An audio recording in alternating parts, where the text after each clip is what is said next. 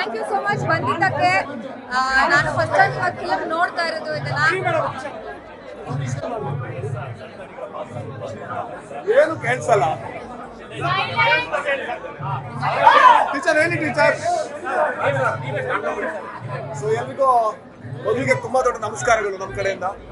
So ನಮ್ಮ cinema land lord ಇವತ್ತು ನೀವೆಲ್ಲ ನೋಡಿದ್ದೀರಾ. ನಿಮ್ಮ ಮುಖ ನೋಡಿದ್ರೆ, ನಿಮ್ಮ ರೆಸ್ಪಾನ್ಸ್ ನೋಡಿದ್ರೆ ನಾವು ಮಾಡಿರುವಂತ ಕೆಲಸ ಇಷ್ಟ ಆಗಿದೆ ಅಂತ ಅನ್ಕೋತೀನಿ.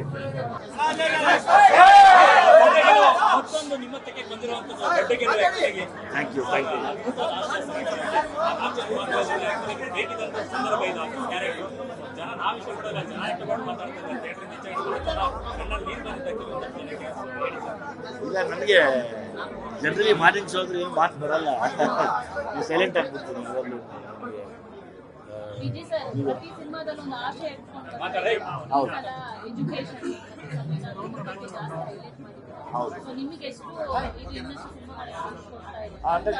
ಈಗ ಸಂವಿಧಾನದ ಬಗ್ಗೆ, ಸಮಾನತೆ ಬಗ್ಗೆ ಮತ್ತೆ ಎಜುಕೇಶನ್ ಬಗ್ಗೆ ನಮಗೆ ಬೇಕಾಗಿರುವಂತಹ ಆಸ್ತಿನೇ ಅದು. ಇವಾಗ ನಮ್ಮ ಇಡೀ ದೇಶಕ್ಕೆ ಬೇಕಾಗಿರುವಂಥ ಆಸ್ತಿ ಸಂವಿಧಾನ ಮತ್ತೆ ಎಜುಕೇಶನ್, ಸಮಾನತೆ.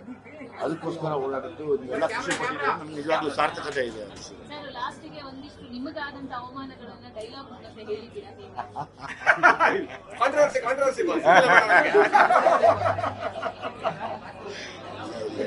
ಡೈರೆಕ್ಟ್ ಏನ್ ಹೇಳ್ತಾರೋ ಅದನ್ನ ಮಾಡಿದ್ದೀವಿ.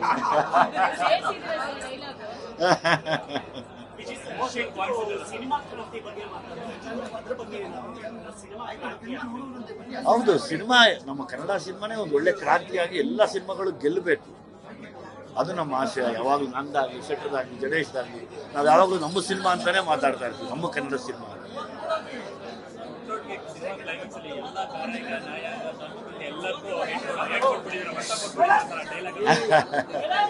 ಅದು ನಿರ್ದೇಶಕರ ಬರವಣಿಗೆ ಅದು. ಹಾಗಾಗಿ ನಾವು ಖುಷಿಯಾಗಿದ್ದೀವಿ. ನೀವೆಲ್ಲ ಹೇಳ್ಬೇಕು ಹೆಂಗಿತ್ತು, ನನಗಿನ್ನ ಹೆಚ್ಚ ಆಯ್ತು. ಒಳಗಡೆ ಒಂದಷ್ಟು ವಿಚಾರ ಇದೆ ಸರ್, ಜಾತಿ ಮತ್ತೆ ವರ್ಗ ಪ್ರಸಾದಲ್ಲಿ ಶಾಖದಾಗ್ಲಿ ಒಂದಷ್ಟು ಪಾಯಿಂಟ್ ರೀಸೆಂಟ್ ಆಗಿರೋ ಒಂದಷ್ಟು ವಿಷಯಗಳು ಹೇಳಿದೆ ಸರ್. ಇವತ್ತಿಗೆ ಈ ಕಥೆ ರಾಜ್ಯನ ಪಾತ್ರ ಆಗಿ ಇಡೀ ನಾಡಿನ ಭಾಷೆ ಆಗಿ ಒಗ್ಗುತ್ತೆ ಇಡೀ ಸಮಾಜಕ್ಕೆ. ಹೌದು, ಇವತ್ತಿಗೆ ಸಮಾಜದಲ್ಲಿ ನಡೀತಾ ಇರುವಂತ ಕೆಲವು ಅಹಿತಕರ ಘಟನೆಗಳು, ಅದ್ರ ಬಗ್ಗೆ ಯಾವಾಗಲೂ ಪ್ರತಿಬಿಂಬಿಸೋದು ಸಿನಿಮಾ ಮೂಲಕ, ನಾಟಕಗಳ ಮೂಲಕ, ಹೋರಾಟಗಳ ಮೂಲಕ ಅದು ಮಾಡ್ತಾನೆ ಬಂದಿದ್ದೀವಿ, ಮತ್ತೆ ಮಾಡ್ತಾನೆ ಇರ್ತೀವಿ ಕೂಡ, ಅದನ್ನು ಬಿಡೋದಿಲ್ಲ. ಕೆಲವು ಪಾತ್ರ ಆಯ್ಕೆ ವಿಚಾರ ಕನ್ನಡದಲ್ಲಿ ಸ್ವಲ್ಪ ತುಂಬಾ ರೇರು. ಅದ್ರ ನೀವು ಚಪ್ಪಲಿ ಹಾಕ್ಸ್ಕೊಳ್ಳೋ ಆಗಿರ್ಬೋದು, ಅಥವಾ ನಿಮ್ಮ ಮನೆಗೆ ನಿಮ್ಮ ಕೆನೆಗೆ ಚಪ್ಪಲಿ ಏಟ್ಗಳು, ಇಂಥ ಒಂದು ಸಿಚುವೇಶನ್ ದೃಶ್ಯಗಳನ್ನ ಈಗಿನ ಹೀರೋಗಳ ಕನ್ನಡದಲ್ಲಿ ತುಂಬಾ ಕಡಿಮೆ ಕೇಳಿಸುತ್ತೆ. ಆ ಸೀನ್ ಆಗ್ಬೇಕಾದ್ರೆ ಸ್ಪೆಷಲಿ ಆ ಸೀನ್ ಬಗ್ಗೆ ನೀವು ನೋಡಿದ್ರೆ ಆಲ್ರೆಡಿ ಸಿನಿಮಾದಲ್ಲಿ, ಅದು ಆಕ್ಚುಲಿ ಡೈರೆಕ್ಟ್ರು ಅಷ್ಟು ಬೇಡ ಅಂತಿದ್ರು, ಅಷ್ಟು ಬೇಡ, ಇಷ್ಟಿದ್ರೆ ಸಾಕು ಅಂತ. ಬಟ್ ವಿಜಯ್ ಸರ್ ಹೇಳಿದ್ರು ಇಲ್ಲ, ಪಾತ್ರವಾಗಿ ಅಷ್ಟು ನೋವು ಅನುಭವಿಸಿದ್ರೆ ಅವನಿಗೊಂದು ಇದು ಬರುತ್ತೆ ಅಂತ. ಅವ್ರು ಪಾತ್ರವಾಗಿ ಯೋಚನೆ ಮಾಡ್ತಿದ್ರು ಬಿಟ್ಟರೆ ಅದನ್ನ ಹಾಕಿಸ್ಕೊಂಡ್ರೆ ನಾನ್ ಸಣ್ಣವ್ರು ಹೋಗ್ತೇನೆ, ನಾನು ಇದಾಗ್ತೀನಿ, ನನಗೊಂಥರ ನಾಚಿಕೆ, ನಾನು ಕಾಲ್ ಕೊಡ್ಬೇಕು ನನಗೆ ಬರೀ ಶೆಟ್ರೆ ಅಂತ ಅವರು. ಬಟ್ ಅದು ಅವ್ರು ದೊಡ್ಡತನ. ಸೊ ಹಾಗಾಗಿ ಸಿನಿಮಾ ಹತ್ರ ಕಾಣಿಸ್ತಾರೆ. ಮೇಕಿಂಗ್ ಕೂಡ ಇನ್ನೊಂದು ಹೈಲೈಟ್ ಆಗಿರೋದು, ಕ್ವಾಲಿಟಿ ಯಾವಾಗಲೂ ಒಬ್ಬ ನಿರ್ದೇಶಕನ ಕನಸು ಹಾಗೆ ಇರುತ್ತೆ. ಅಂದರೆ ಪ್ರತಿ ಸರಿ ನಾನು ಮಾಡಿದಾಗಲೂ ಬೆಳವಣಿಗೆಯಲ್ಲಿ ಮಾಡಬೇಕು ಅನ್ನೋದಕ್ಕೆ ಜಡೇಶ್ ಸಾಕ್ಷಿ ಆಗಿದ್ದಾರೆ. ಜೊತೆಗೆ ನಮ್ಮ ಕ್ಯಾಮ್ರಾಮನ್ ಸ್ವಾಮಿ ಆಗ್ಬೋದು, ಕರ್ಣ ಆಗ್ಬೋದು, ಇಡೀ ತಂಡ, ನಮ್ಮ ಆರ್ಟ್ ಡೈರೆಕ್ಟ್ರು ಎಲ್ಲರೂ ಸಾಕ್ಷಿ ಆಗಿದ್ದಾರೆ. ಎಲ್ಲ ಕಲಾವಿದರು ಕೂಡ ಅದಕ್ಕೆ ನಿಂತಿದ್ದಾರೆ ಜೊತೆಯಲ್ಲಿ.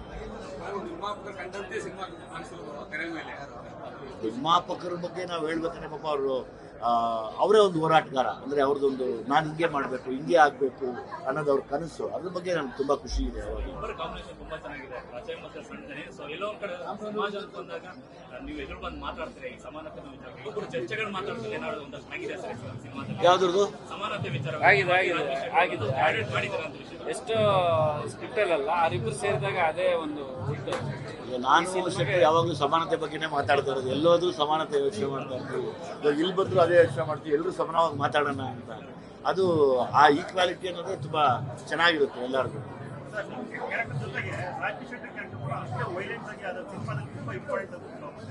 ವಿಲನ್ ಎಷ್ಟು ಸ್ಟ್ರಾಂಗ್ ಇರ್ತಾರೆ, ಹೀರೋ ಅಷ್ಟೇ ಮೇಲೆ ರಾಜೀವ್ ಶೆಟ್ಟರ್ ವಿಲನಿಸಂ ಬಗ್ಗೆ ಏನ್ ಹೇಳ್ತಾರೆ ಸರ್? ಹೇಗಾಗ್ತದೆ ನಿಮಗೆ?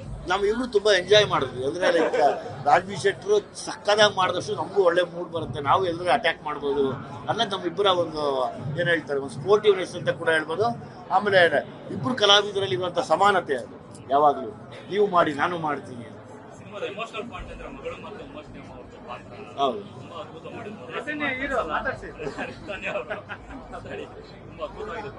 Thank you. ಖುಷಿ ಆಗ್ತಾ ಇದೆ ಸರ್, ತುಂಬಾ ಖುಷಿ ಆಗ್ತಿದೆ. ಜಾಸ್ತಿ ಮಾತಿಲ್ಲ ನಂದು ಇವತ್ತೇನು, ಆ ಒಂದು ಇದ್ರಲ್ಲೇ ಕಳೆದೋಗಿದ್ದೀನಿ.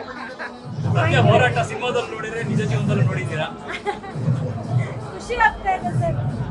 ಮಾತಿಲ್ಲ ಇವತ್ತು. ನಾನು ಇವತ್ತೇ ನೋಡಿದ್ದು, ತುಂಬ ಚೆನ್ನಾಗಿ ಆ್ಯಕ್ಟ್ ಮಾಡಿದ್ರು.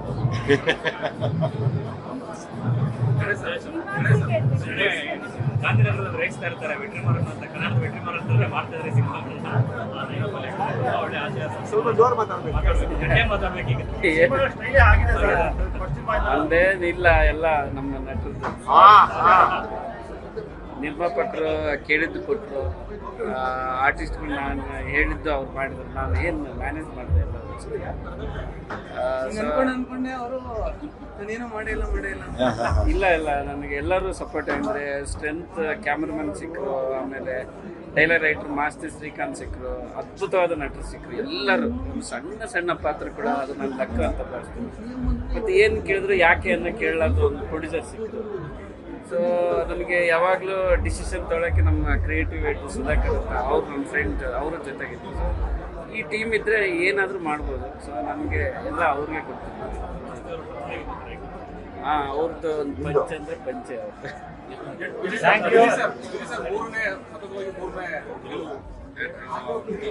ಅದು ಪ್ರೊಡ್ಯೂಸರ್ಗೆ ನಮ್ಮ ಡೈರೆಕ್ಟ್ರಿಗೆ ಸೇರ್ಬೇಕು ಸರ್. ನಾವಿಬ್ರು ಕಲಾವಿದರು ಇಲ್ಲಿ, ಇವರೆಲ್ಲ ಸೇರಿ ನನಗೊಂದು ಗೆಲುವು ಕೊಡಿಸಿದ್ದಾರೆ ಅಂತ ಹೇಳ್ಬೇಕಾದ್ರೆ.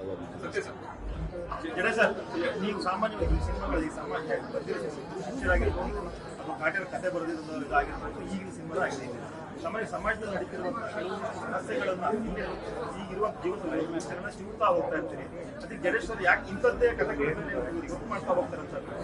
ನನಗೆ ಸಿನಿಮಾ ಅಂದರೆ ಮನೋರಂಜನೆ ಜೊತೆ ಸ್ವಲ್ಪ ವಿಷಯಗಳನ್ನ ತಗೊಂಡೋಗ್ಬೇಕು, ವಿಚಾರಗಳನ್ನ ತಗೊಂಡೋಗ್ಬೇಕು ಅನ್ನೋದು ನನ್ನ ಪ್ರಕಾರ. ಸೊ ನಾನು ಆ ನಿಟ್ಟಿನಲ್ಲೇ ವರ್ಕ್ ಮಾಡ್ತೀನಿ. ಬರೀ ಮನೋರಂಜನೆ ಅಲ್ಲ, ಅದ್ರ ಜೊತೆಗೆ ಕೆಲವು ವಿಚಾರಗಳು, ಅದರಿಂದ ಸ್ವಲ್ಪ ಹೊತ್ಕೊಂಡು ಹೋಗಿ ಸ್ವಲ್ಪ ಯೋಚನೆ ಮಾಡಬೇಕು.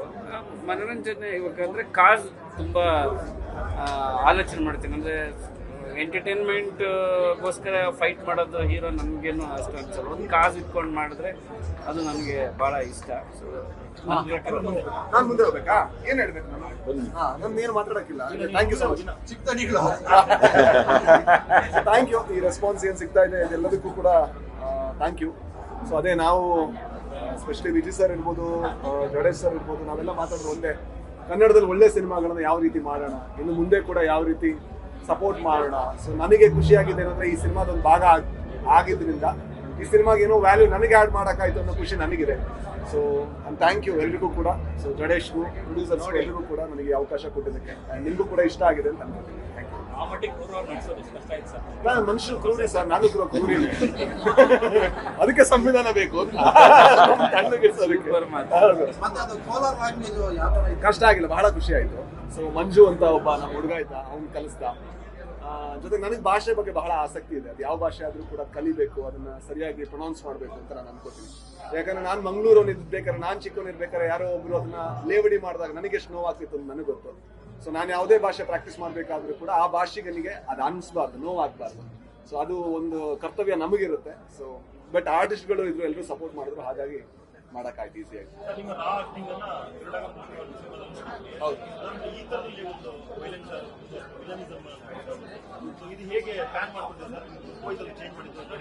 ಹೌದೌದೌದು, ಲುಕ್ ವೈಸ್ ಎಲ್ಲ ಅವ್ರು ಪ್ಲಾನ್ ಮಾಡಿದ್ರು. ಆಮೇಲೆ ಈ ಎಲಡಿಕೆ, ಸಿಗರೇಟು ಅದೆಲ್ಲ ನಾನು ಸ್ವಲ್ಪ ಆಡ್ ಮಾಡ್ಕೊಂಡು ಹೋದೆ. ಸೊ ಆಮೇಲೆ ಅವ್ರ ಹತ್ರ ಕೇಳ್ತಾ ಇದ್ದೆ, ನಾನು ಈ ತರ ಮಾಡ್ತೀನಿ, ಮ್ಯಾನೇಜರ್ ಈ ತರ ಮಾಡ್ತೀನಿ. ಅವ್ರು ಕೆಲವು ಸಲ ಏನಾದ್ರು ಸೀನ್ ಇಂಟೆನ್ಷನ್ ಹೇಳ್ತಾ ಇದ್ರು. ಒಂದು ಮಿರರ್ ಮುಂದೆ ಒಂದು ಸೀನ್ ಇದೆ, ಆ ಸೀನ್ ಅವರು ತುಂಬಾ ಆಕ್ವರ್ಡ್ ಆಗಿ ಹೇಳಿದ್ರು, ಅದು ಮಾಡ್ಬೋದಾ ಸರ್, ಅದು ಸ್ವಲ್ಪ ಹಂಗೆ ಸರ್, ಅದು ಹಿಂಗೆ ಮಾಡ್ಬೋದು ಅಂತ ಮಾಡಿದೆ. ಏನೋ ಆಕ್ವರ್ಡ್ ಆಯ್ತಾ? ನೀವೆಲ್ಲ ಪರ್ಸನಲ್ ಆಗಿ ಹೆಂಗೆ ಎಂಜಾಯ್ ಮಾಡಿದ್ರಿ ಸಿನಿಮಾ? ನೀವೆಲ್ಲ ತುಂಬಾ ಜವಾಬ್ದಾರಿಯುತ ಸ್ಥಾನದಲ್ಲಿದ್ದೀರಾ. ಪತ್ರಿಕಾ ಮಾಧ್ಯಮ ಆಗ್ಬೋದು, ದೃಶ್ಯ ಮಾಧ್ಯಮ ಆಗ್ಬೋದು. ನಿಮ್ಗೇನು ಅನ್ಸುತ್ತೆ ಸಮಾನತೆ ಬಗ್ಗೆ ನಾವು ಮಾತಾಡಿದಾಗ? ಬೇಕಿತ್ತು ಸರ್ ಈ ಸಿನಿಮಾ. Thank you. ಈ ಮೂಮೆಂಟ್ ಅಲ್ಲಿ ಬೇಕಿತ್ತು.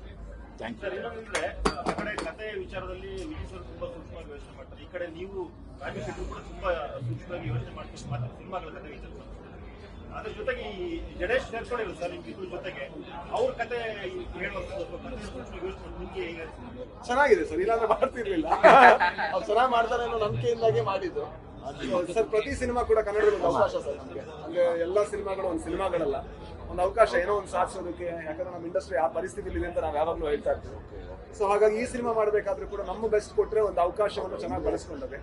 ಸೊ ನಾವೆಲ್ಲರೂ ಕೂಡ ಅದನ್ನು ಪ್ರಯತ್ನ ಪಟ್ವಿ ಅಂತ ನಾನು ಈ ಸಿನಿಮಾದ ರಾಜು ಶೆಟ್ಟರಿಗೆ ರೋಲ್ಗಳು ಆಫರ್ ಮಾಡಲ್ಲ ಸರ್, ನಾವಿಲ್ಲ ಹಾಗಂತ ಹೀರೋನು ಅಲ್ಲ, ಪಾತ್ರಗಳನ್ನು ಮಾಡ್ತೀವಿ. ಇದ್ರಲ್ಲಿ ಪಾತ್ರ ಅದೇ ಟೈಪ್ ಕಾಸ್ಟ್ ಮಾಡೋದು ಅದೇ ಆಕ್ಚುಲಿ ನಮ್ಮ ಇಂಡಸ್ಟ್ರಿಯಲ್ಲಿ ನನಗೆ ಅದೇ ಬೇಜಾರಾಗುತ್ತೆ. ಯಾರೋ ಒಬ್ರು ಗೋಪಾಲ್ ಕೃಷ್ಣ ದೇಶಪಾಂಡೆ ಅಂತ ಒಬ್ಬ ಬಹಳ ದೊಡ್ಡ ನಟ, ಅವರು ಗರುಡ ಗಮನ ಮಾಡಿದ್ಮೇಲೆ ಅವ್ರ ತಂದೆ ಪಾತ್ರ ತಪ್ಪಿ ಬೇರೆ ಬೇರೆ ಪಾತ್ರಗಳು ಸಿಗುತ್ತೆ. ಅದು ಗ್ರೇಟ್ ಆರ್ಟಿಸ್ಟ್ ನಾವು ಟೈಪ್ ಕಾಸ್ಟ್ ಮಾಡಬಾರ್ದು, ಮಾಡಿದ್ರು ನಾನು ಮಾಡಿಸ್ಕೊಡಲ್ಲ.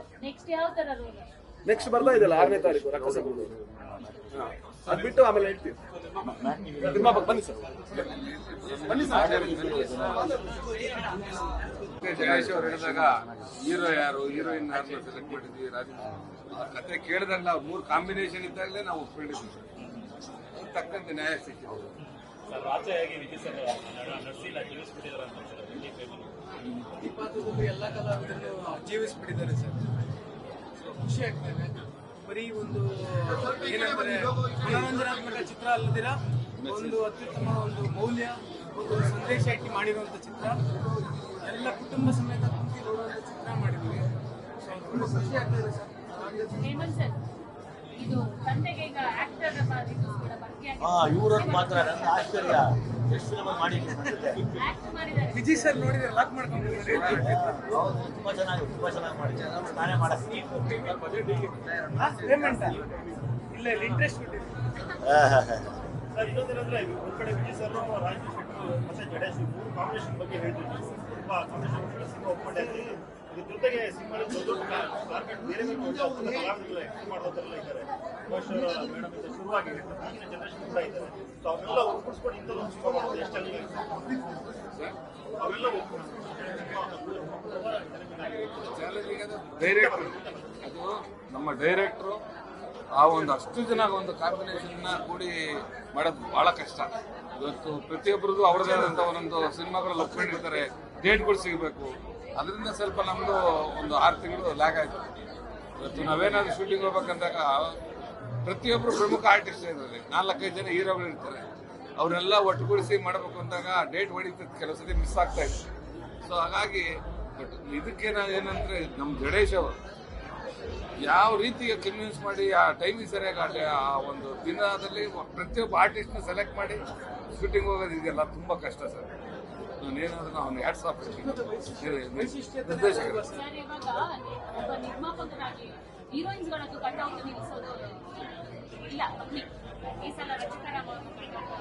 ಅಭಿಮಾನಿಗಳು ತುಂಬಾ ಖುಷಿ ಮೇಡಮ್. ನನ್ಗೆ ಒಬ್ಬರಂತಲ್ಲ, ಸಾರ್ ಹೇಳ್ದಂಗೆ ಇವಾಗ ಅವರು ನಾನು ಮಾತ್ರ ಹೀರೋ, ನಾನು ವಿಲ್ಲನ್ ನನ್ನ ಆಗಿರ್ಬೇಕು ಇದಿರ್ಬೇಕು ಅಂತೇನಿಲ್ಲ. ಸಮಾನತೆಯಾಗಿ ಏನು ಸಮಾನತೆ ಒಂದು ಸಾರ ಅಂತ ಇದಿದೆ ಅಂಶ, ಅದು ತಕ್ಕಂತೆ ಜೊತೆಯಲ್ಲಿ ಎಲ್ಲಾರನ್ನೂ ತಗೊಂಡೋಗಿದ್ದಾರೆ. ಪ್ರತಿಯೊಬ್ಬರನ್ನು ಅವ್ರ ಜೊತೆಯಲ್ಲಿ ತಗೊಂಡು ಕ್ಯಾರಿ ಮಾಡಿದ್ದಾರೆ. ಅದಕ್ಕೆ ಸಿನಿಮಾ ಗೆದ್ದಕ್ಕೆ ಸಾಧ್ಯ.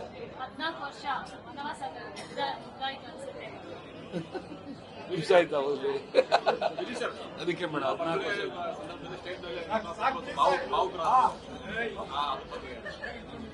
ಅವರು ತುಂಬಾ ಒಳ್ಳೆ ಮನಸ್ಸಿನವರು. ಅಂದರೆ ಏನು ಹೇಳ್ತಾರೆ, ತುಂಬ ಸ್ವಾಭಿಮಾನಿ. ಅದು ತುಂಬ ಇಷ್ಟ ಅನಿಸುತ್ತೆ. ಸ್ವಾಭಿಮಾನಕ್ಕೆ ಯಾವಾಗಲೂ ಬೆಲೆ ಕೊಡಬೇಕು.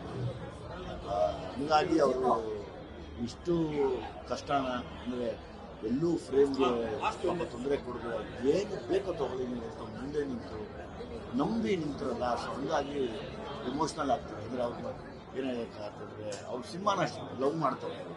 ಅದೇ ಯಾಕಂದರೆ ಅದೇ ಇನ್ವೆಸ್ಟ್ಮೆಂಟ್ ಬೇರೆ ಕಡೆ ಆಗ್ತದೆ. ಇಲ್ಲ ನಾವು ಸಿನಿಮಾಲಿ ನಿಂತ್ಕೋತೀವಿ ಅನ್ನೋದು ಒಂದು ಎಮೋಷ್ನಲ್ ವಿಷಯ ಆಗುತ್ತೆ. ಸೊ ಹಂಗಾಗಿ ಅವರು ಎಮೋಷನಲ್ ಆಗ್ಬಿಡ್ತಾರೆ. ಯಂಗ್ ಪ್ರೊಡ್ಯೂಸರ್ ಅವರು ವೆರಿ ಚಾರ್ಮಿಂಗ್. ಅವರು ಯಾವಾಗಲೂ ತುಂಬಾ ಗೈಡೆನ್ಸ್ ಮಾಡಿದ್ದಾರೆ ಸರ್.